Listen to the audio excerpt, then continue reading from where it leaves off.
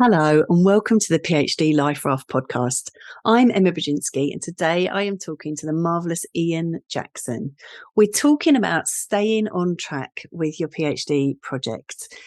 And we talk about Gantt charts, we talk about editing, and we also talk about someone who built their own castle. So I do hope you enjoy this episode.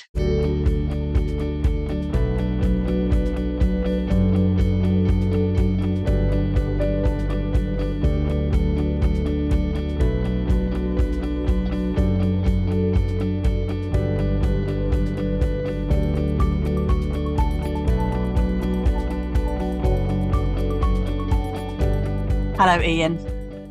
Hi, Emma. How are you? I am well, and I know I'm talking to you as you are in the archive, which, Right. as I say, that just makes me go, oh, how delicious is that? So thank you for coming away from the archive to talk to us, because that's precious time, I know, and I really do appreciate you being here. My pleasure. Thanks for having me. You're so welcome. And in a minute, we're gonna unpick the question of, is it even possible in 3 years to do a PhD? But before we get to that, we always ask people to tell us a little bit about them and their PhD journey. So can you tell us a little bit about that? Yeah, I studied architecture and I went on a kind of architectural pilgrimage to India during that time and came across an illegal sculpture park / architectural creation in a city called Chandigarh. And that's, I became quite interested in that and surveyed it and measured it and recorded it and worked with the person who created it, who's called Nek Chand. So I spent 3 years living there.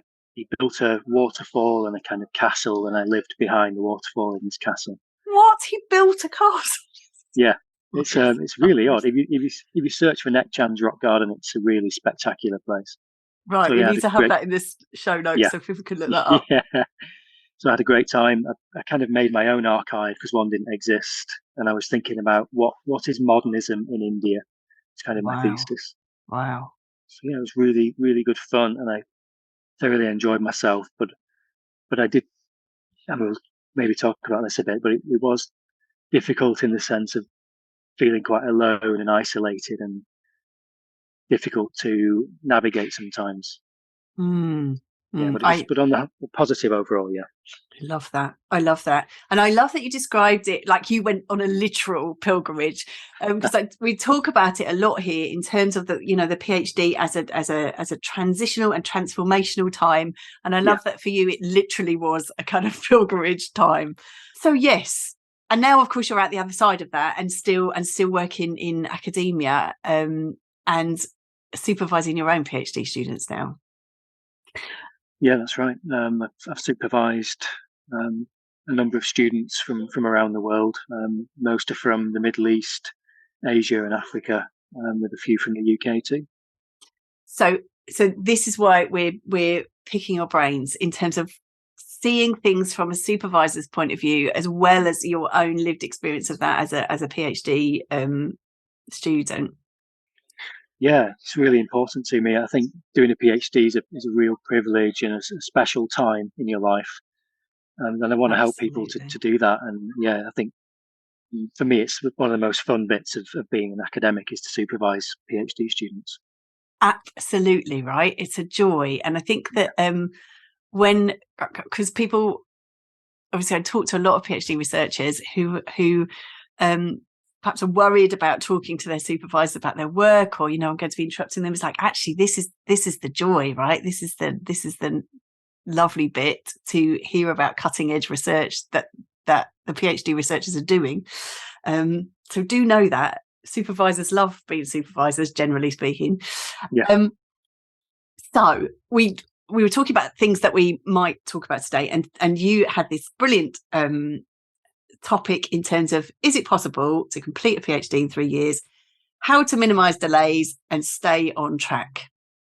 So over to you to tell us how to stay on track.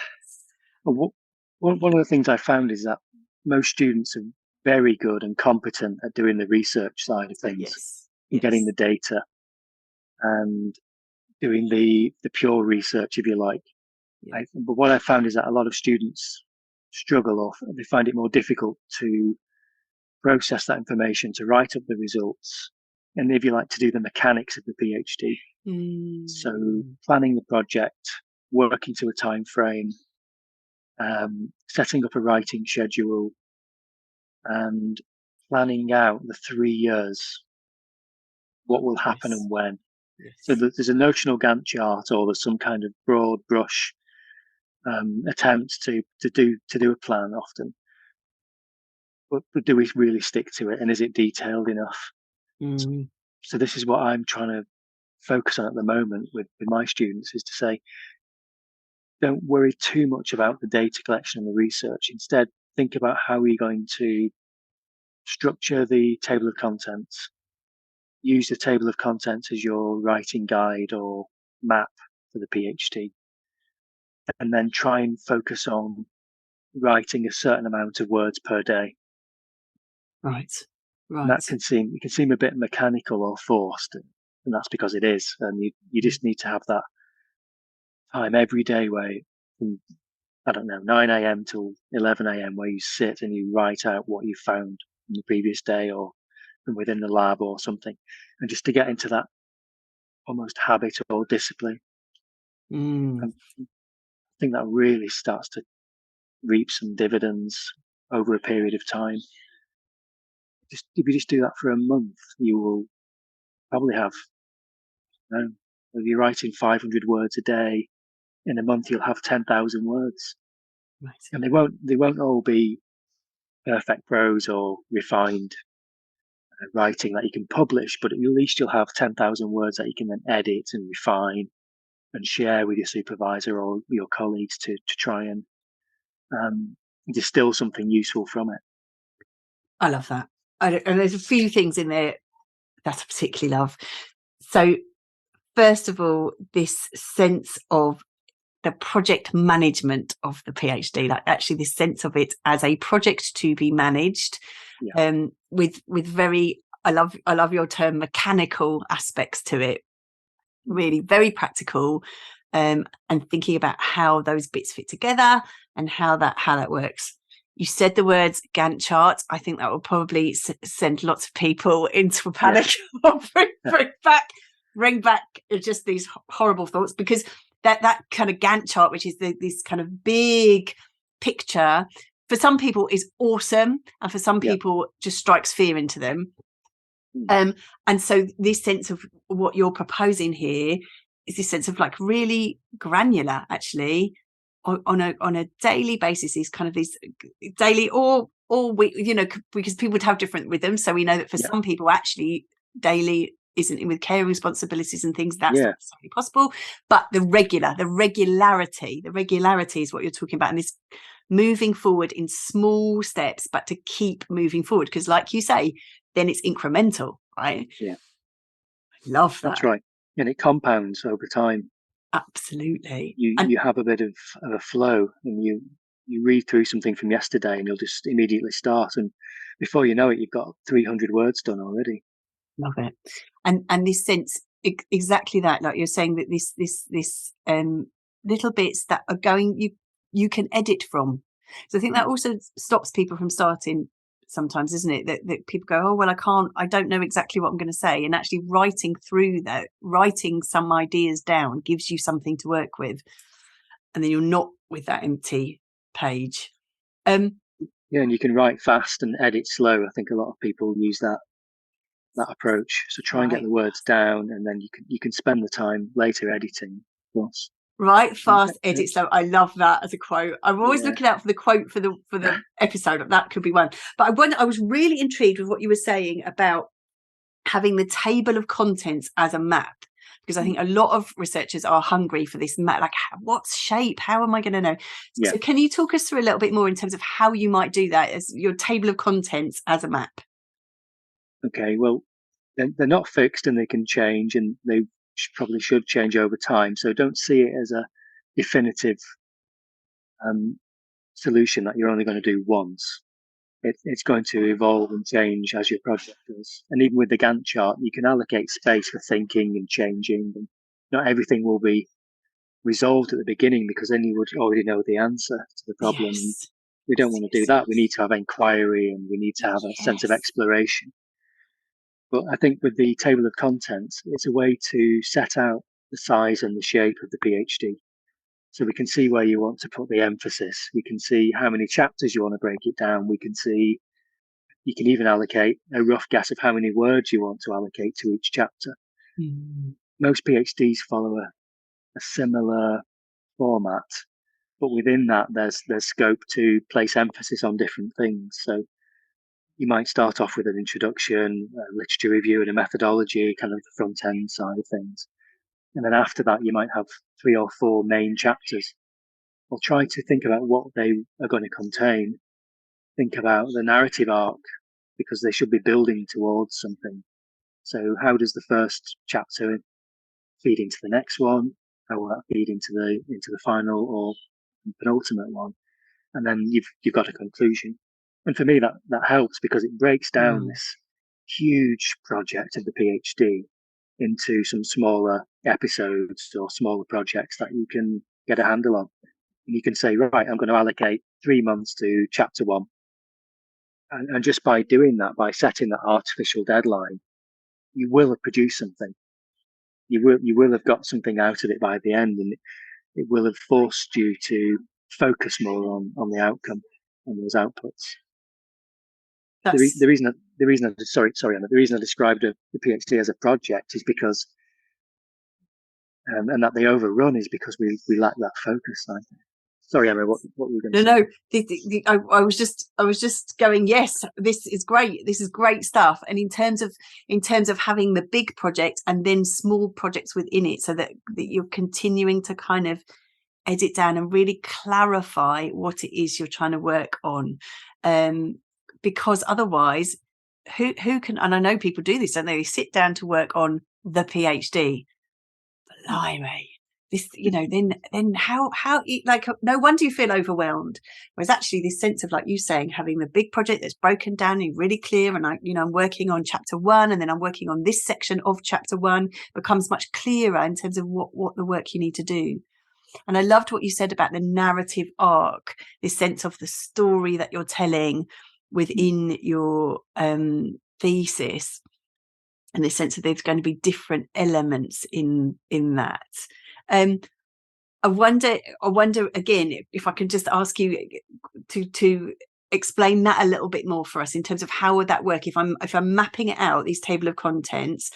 How would I have a sense of what this the narrative arc might be, or how to conceive of that?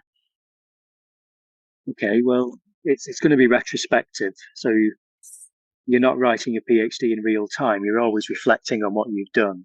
Mm. So you will, even if you aren't aware of the narrative arc from the beginning, when you reflect on your data, when you reflect on your results or your evidence, you'll be able to say, well, what is this telling me, and how does it fit into a bigger picture? And I'm a historian, so I'm primarily concerned with writing stories and thinking about what makes us humans and things like that. But I believe that even if you're coming from a more scientific discipline or social science background, there should still be an overriding direction, narrative to the story. There should, to the thesis. There should still be a plot.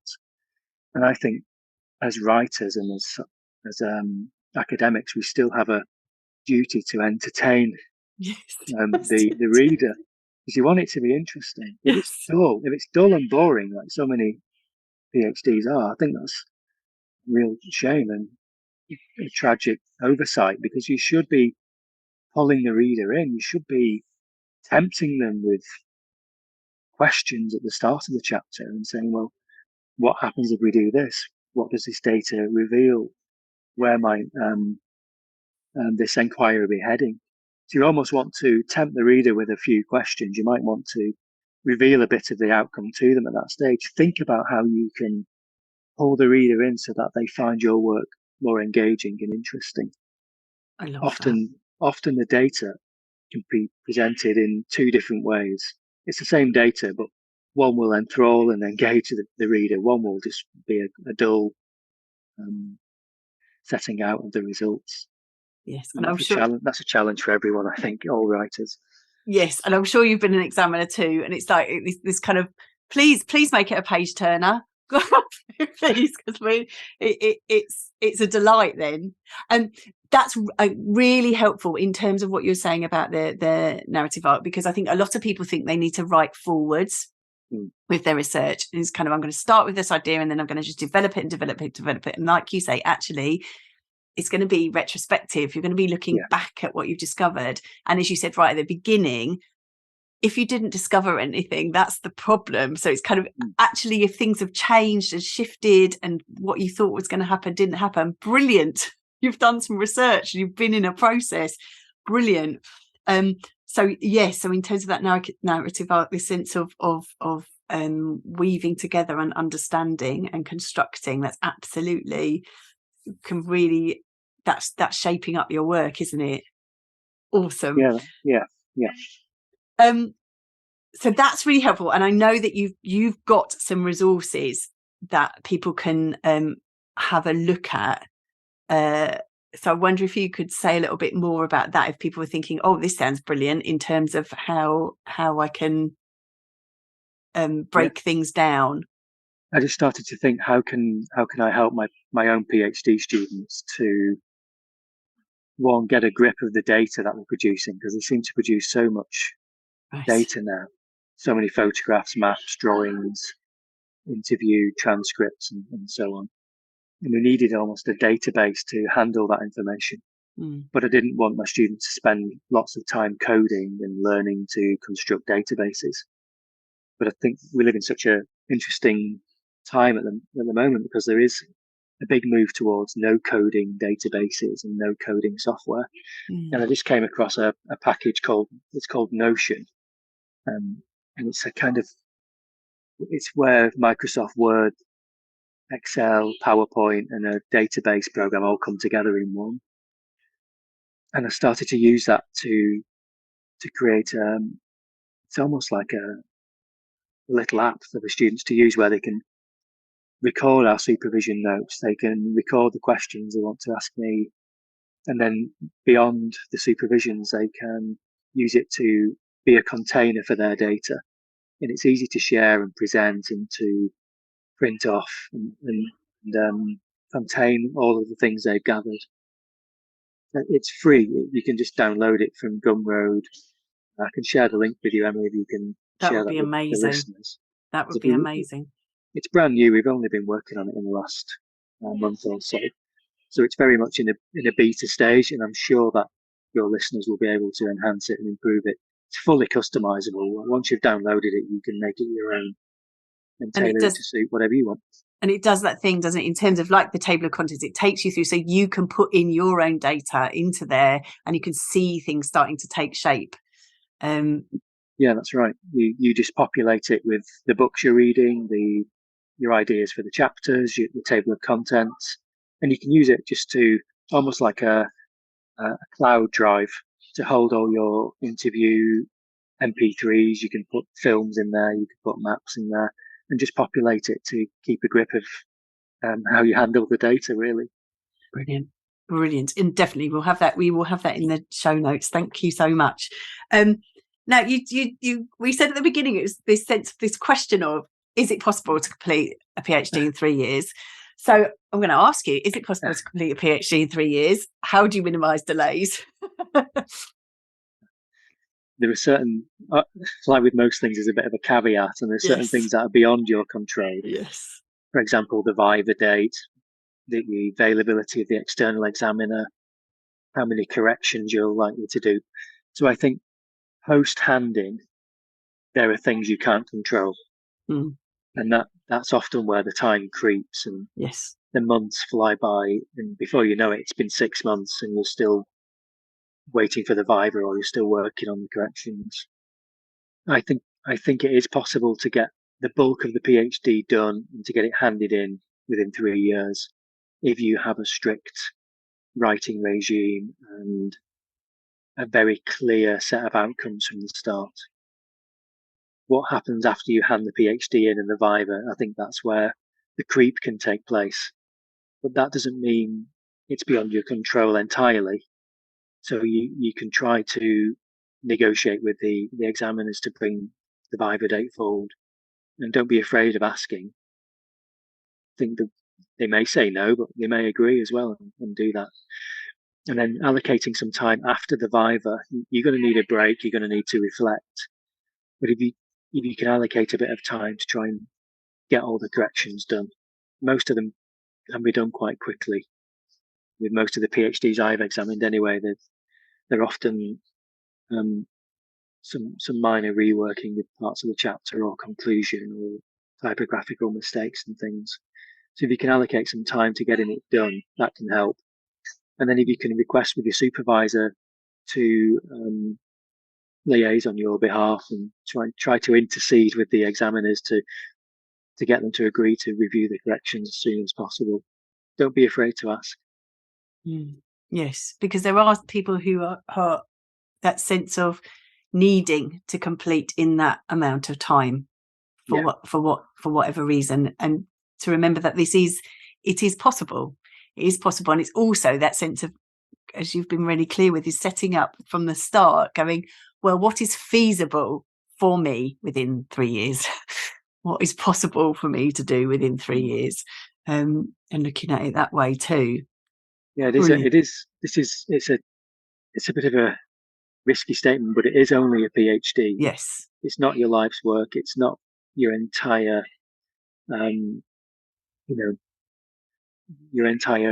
body of work that you're going to do for the rest of your life. So keep it in focus. Yes. Try to remember that it's a PhD and it shouldn't take years and years to complete. Try and get it done within that time frame. Yes, and this could well be the beginning of your research journey. Yeah.